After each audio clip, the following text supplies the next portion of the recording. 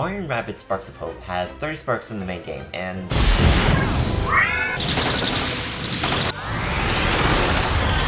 they're kinda overpowered. Question is, which are the most overpowered? To answer that question, I put them all in a tier list. Each spark is ranked from F tier to S tier, then ordered within each tier based on how helpful they are in the main game.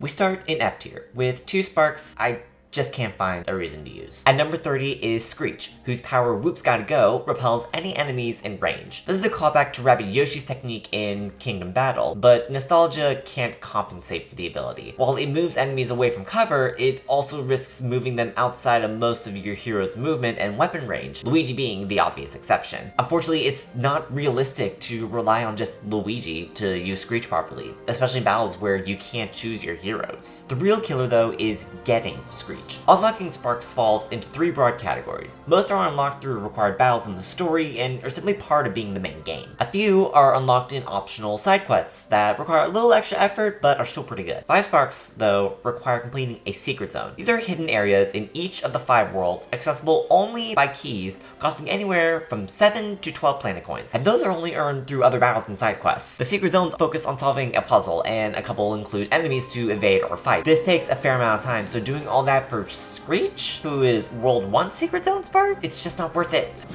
Number 29 goes to Glitter. Its power is Gather Round, which draws enemies towards the spark. This references Rabbid Mario's technique from Kingdom Battle, and it falls into the same trap as Screech's power. Luring in enemies creates a huge risk of having lots of enemies close to your heroes, because it leaves you open to flanking and tons of damage. If you use this, you ideally want to finish them off quickly, which requires heroes like Rabbid Mario, Rabbid Luigi, or Peach. Again, choosing your heroes to match your sparks is not always guaranteed, and it's just safer to use other sparks.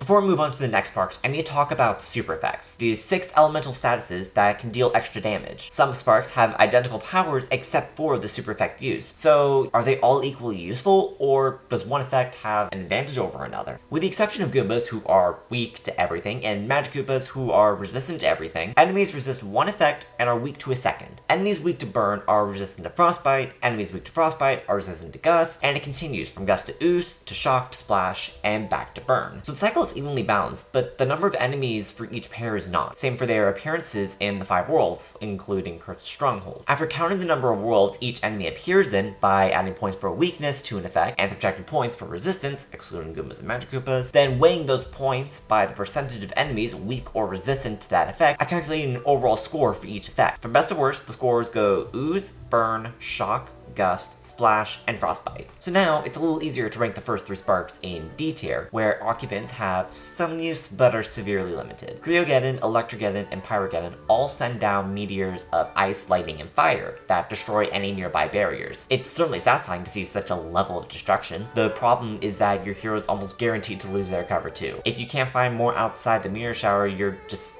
left in the open. Another problem is that the meteors are sometimes inconsistent and can miss enemies, so it's a little risky to use. One benefit they do have is providing immunity from their effect to their hero, which is common among many sparks that implement a super effect. So while their main attack isn't good, equipping them as shields is still pretty viable. Using the super effect ranks, we get Cryogeddon at 28, who also gets docked for being a bad secret zone spark, Electrogeddon at 27, and Pyrogeddon at 26. At number 25, we have Ethering. With max upgrades, it makes your hero invisible for 2 turns, unable to be targeted by attacks, though still vulnerable to damage from other hazards. Generally, I find it easier to just hide behind cover, which makes Ethering's power pretty redundant. However, there is a special niche for it, and that's when fighting Lone Wolves and Dark Mist Edge. They both have techniques that, when activated, attack you if you move in their line of sight, identical to Mario and Luigi's techniques. Ethering nullifies those attacks, and this is a lifesaver, especially when fighting Dark Mist Edge, where it is very easy to get overwhelmed by the number of enemies. It's not typically useful, but it's essential in a few spots. Moving on to C tier, we have some pretty cool sparks that are hindered not by their powers, but by their timing. Number 24 goes to Gargantufan, a spark with probably the best Kingdom Battle reference, probably because it references the best boss. Wrath of Kong appears and sends a giant shockwave that sends enemies flying and dealing a ton of damage. Could have had super effect added to increase damage, and it's also locked until World 5, meaning you're getting through most of the game without it anyways. Oh yeah, and the fact that all the barriers around you get destroyed, that's not fun either. At number 23, we have Squashette Master, one of 4 horribly named sparks. Like, this spark spawns a Squashette to attack enemies, and the best name they come up with is Squashette Master. Zero creativity, but I digress. Having a Squashette is pretty useful as it creates gust shockwaves that scatter enemies like pinballs. The problem is that Squashette Master is the Secret Zone spark for World 5, which likely makes this the last spark you're gonna unlock in the game. Depending on how much you do before the final boss, you may not get much mileage out of it before 100% of the game. It's not a bad ability, you just likely won't have many opportunities to use it.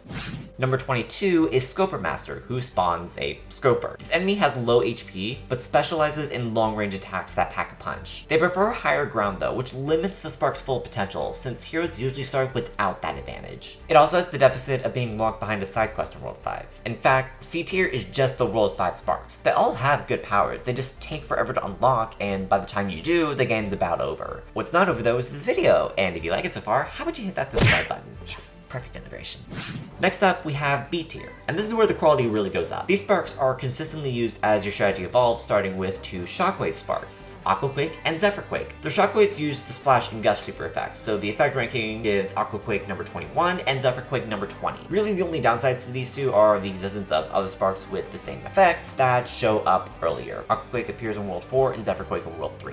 Number 19 goes to Reflector, which I now realize is also a creatively lacking name, like Scoper Master. Anyways, Reflector, when activated, returns up to 60% of an attack's damage to an enemy. The neat thing is that this is calculated from the intended damage of an attack. Even if a hero is defended by super effect protection or other defense buffs, it doesn't reduce the amount of reflected damage. Of course, it's naturally another high-risk, high-reward scenario like the Armageddon sparks, but more balanced, giving it a higher placement.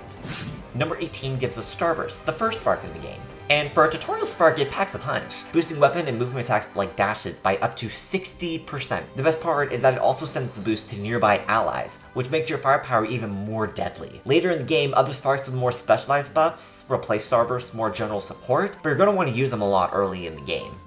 At this point, I haven't talked about even half of the sparks, and we're already at A tier. It goes to show just how great they all are. Well, most of them. Starting off this tier, we have the Dash sparks. Aqua Dash, Electro Dash, Zephyr Dash, and Vamp Dash. The first 3 double the damage of a dash attack and add on Splash, Shock, and Gust super effects. They also provide immunity for their effects just like the Armageddon and Shockwave sparks. Vamp Dash uses Lifesteal, which is like a semi-super effect. It takes a percentage of the damage dealt to heal the hero that attacked. For Vamp Dash, this is up to 30%. Healing in this game is critical, so being able to do that while attacking is extremely helpful, and was why Rabid Luigi was pretty broken back in Kingdom Battle. When it comes to ranking the 4, the super effect ranking puts Aqua Dash at number 17, Zephyr Dash at 16, and Electro Dash at 15. Vamp Dash gets the number 4 spot for the healing stat, and the bonus of being the first actually good Secret Zone spark. We'll move on to number 13, Toxiquake. Now wait, Aquaquake and Zephyrquake are at the bottom of B tier, so why is Toxiquake at the top of A? Well, first, Ooze is the best effect, well ahead of Splash and Gust. And second, Toxiquake is unlocked in World 1 versus Worlds 3 and 4. You get more time with Toxiquake available when options are more limited, and since Ooze can last multiple turns and deal extra damage, it's just a lot more useful. Rounding out A tier at number 12 is Exosphere, who is similar to Starburst but works on defense, decreasing damage for your hero and allies by 55%. What makes it so much better is that the defense lasts for 2 turns. Having such a long-lasting effect makes the power significantly better and makes Exosphere close to a lock within any battle. And so now, we've reached S tier, the best of the best. The sparks you are practically guaranteed to use for most of the game. Starting at number 11 is Wildclaw Master, who spawns a Wildclaw. It has immense health and kill power. It can easily take several hits unscathed and wipe out some enemies in 1 hit. That's not easy to come by, which is why it's invaluable. Next up are 6 attack sparks: Aquanox, Creobolide, Electroid, Pyrostar, Toxicomic, and Zephistar. They boost weapon attacks with their effects, and since it's the most frequently used move, it's so easy to just identify enemy strengths and weaknesses and just pick the sparks that counter them. And funny side note, with my super effect rankings, the bottom 3 boost weapon damage by 165%, and the top 3 by 160%. So with this ranking, number 10 is Creobolide, number 9 is Aquanox, number 8 is Zephistar, number 7 is Electroid, and number 6 is Toxicomic, which completely throws off this ranking. But that's not the only twist. This is where S tier ends, because honestly it makes no sense to have 11 sparks in S tier. So I took half of those sparks and brought them up to a new tier, Platinum tier. The best of the best of the best. The ones you use at all times. So first off, why does Power Star get the number 5 spot in the Black tier rather than Toxicomet? It's been established that Ooze is better than Burn, and every other effect. Power Star gets the edge here for the same reason Toxicoid got moved up from B to A. Toxicomet is locked behind a side quest in World 4, so it takes time, though the reward is definitely worth it. Power Star, on the other hand, is unlocked early in World 1. You're gonna have a lot more time working with it, so it barely pulls ahead of Toxicomet here. Sorry, buddy.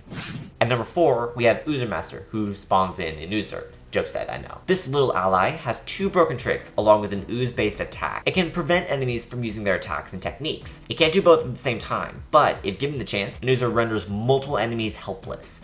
Moving to the top 3, Vampastra earns the bronze. It works similarly to the attack sparks, just with the lifesteal effect, not to mention boosting attacks by 165%. Healing in this game is critical. You never want to lose your heroes, but it can be risky to forfeit an attack opportunity to heal. Doing both is extremely welcome, and no one does this better than Vampastra. And number 2 is Regenesis. I just said forfeiting attacks for heals is not ideal, but Regenesis goes beyond that reasoning. Once activated, Regenesis heals 40% of its hero's health at the beginning of each of the next 3 turns. While there is a condition of surviving 1 round of attacks attached, this passive healing ability is incredible. What makes it even better is that it also passively increases the hero's max HP, making those 3 heals even more powerful. The risk-reward balance is very skewed, but in a really good way. And finally, the best spark in the game, Pulsar. If the trend of healing sparks hasn't given it away, the best sparks ease the attack healing trade-off. Pulsar takes us to a whole new level by reviving nearby heroes and restoring 70% of their health. It doesn't matter that it's locked until War 4, this is a game changer of a spark. Every time you lose a hero, your attack output drops dramatically, and enemy attacks are more concentrated on your remaining fighters. Pulsar prevents those issues, making harder battles, especially near the end, more manageable. Unless you have an easy fight to complete, this spark should always be equipped. So, that's the tier list. Do you think it's accurate, or if a spark is underrated? Let me know in the comments below. Once I finish the DLC, I'm gonna reevaluate my rankings and throw in whatever DLC sparks come my way. For now though, thank you for watching. And if you want to check out some of these sparks in action, you can check out my first Nuzlocke run on the screen right now. See you next time!